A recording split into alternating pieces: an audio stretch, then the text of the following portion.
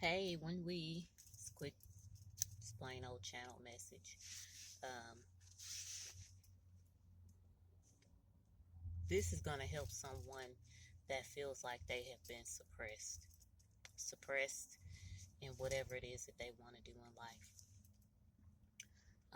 And maybe it'll help some people to stop trying to suppress and oppress people, because no matter how much you try to suppress someone, stop someone, keep someone from doing what it is they should be doing, whether you think it's helpful or good or whatever you think or feel about it,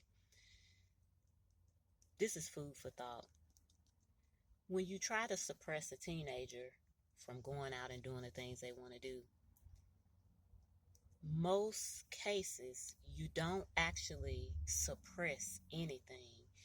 In fact, it does nothing but grow and gets bigger. It gets bigger. How funny, it gets bigger.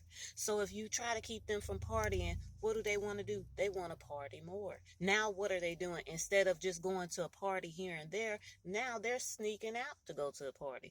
Now not only were they thinking about just partying and maybe, hugging up with the girls and the boys, now they're thinking of sneaking and going and doing further things. And when you try to suppress something, now I know that wouldn't be generally what anyone would want for a teenager, truth be told. But when you try so hard to pull so tight, you try to suppress their nature that's within them. They have to learn what it is they like and don't like. I'm not saying that you want them to go out and do anything and everything, but the point is, when you try to suppress something that maybe it's biologically time to start, maybe it's psychologically it's time to start, or to be thought of, or to put some kind of plan into place, when you try to suppress someone, whether you think it's good or bad or negative or positive or maybe too soon or whatever you think, suppressing someone does not stop them from doing that thing. The thing that you try to suppress grows. It's just like putting a seed down in the ground. We don't, we, if think of it like this: you're trying to take the seeds from someone else that you don't want to grow, and you're placing it in the ground and putting dirt on it, saying different things, putting dirt on it, putting it deeper. It's gonna grow. It's gonna get bigger. So when you suppress someone from speaking their truth, when they finally do, it gets bigger. When you try to suppress someone off their path, off what they should be doing, and you know that you're trying to turn them into a direction that was not designed for them, it grows and it gets bigger. That was 311 on the timer. And it's just like, in different films, we see this. What you try to suppress grows. Like Cinderella. Had that stepmother not tried to suppress her out of whatever her thought process, jealousy, whatever, anger, hate, um, Cinderella still would have gone off to do great things. But the fact that she took it on her mission to suppress her and oppress her and hide her and shield her and keep her from getting on her destined path, you didn't stop the destined path. The path was still there. And not only because of all the effort you put in, it's even bigger than you could have imagined. And so it's just like a person that can sing, and everyone says, "Oh, you don't sound that good. You ain't professional." I don't have to be professional, but what is suppressed will still come to the surface. What is that Sister Act? He didn't have the confidence to sing right away, but what was there, even though it was kind of suppressed and tucked away to the side, I don't know, by circumstance, just being uncomfortable, because every time he opened his mouth to say something, somebody had something else to say, which kept it in. But when it finally came out, you can think you suppressing something. You can think you suppressing a person, you stopping a person. You can think you suppressing yourself. It will come out. Good, bad, indifferent, whatever it is. What is suppressed will still come out to the surface. No matter what. I don't care what you try to suppress. You only doing it for a time period. But the longer you suppress, the longer you've been oppressed, the longer you try to hide and cover up people or cover up situations, it grows even though you cover it up.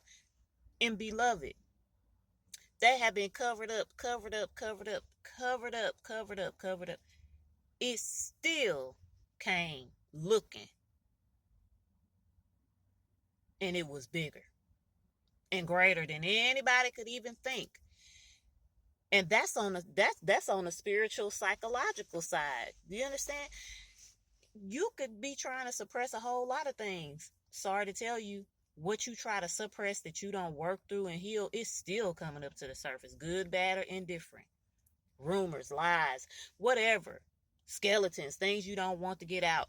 You might as well go ahead and deal with it before it does come out, because it's going to come out. What's done in the dark comes to light. Anything that's been done, anything you have said, it's going to come back out at some point.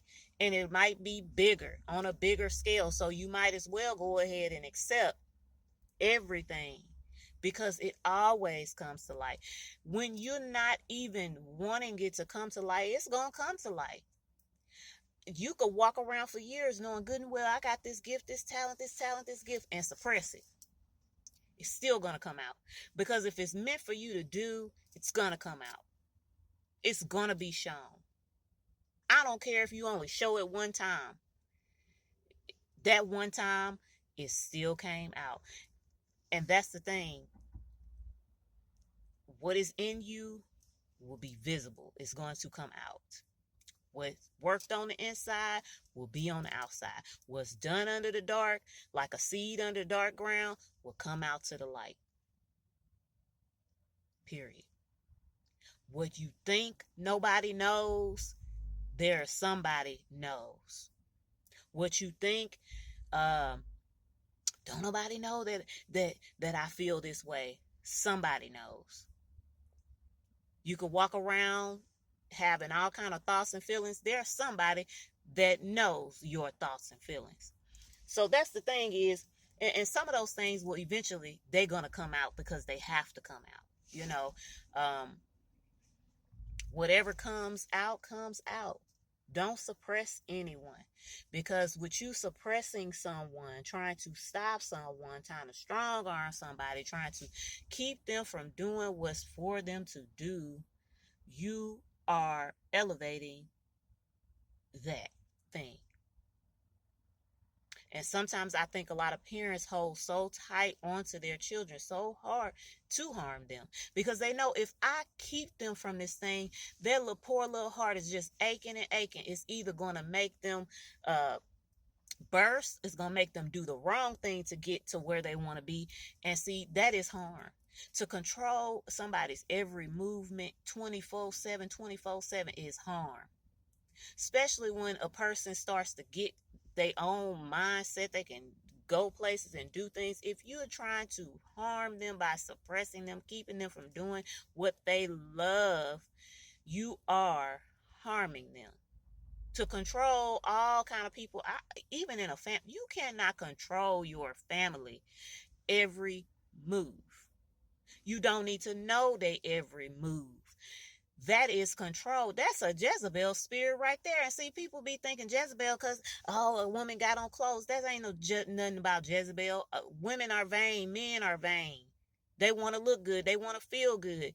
Jezebel's spirit is a controlling spirit, a spirit that wants to take over something that's not theirs, which is people, gifts, other people's things that they have, the things that are inside of them that bring them joy, their strengths. They want to take hold of that and control it. That's what Jezebel is, and that can be a man or a woman. And a lot of times, it runs rampant in families because they think Jezebel is walking around with half dressed.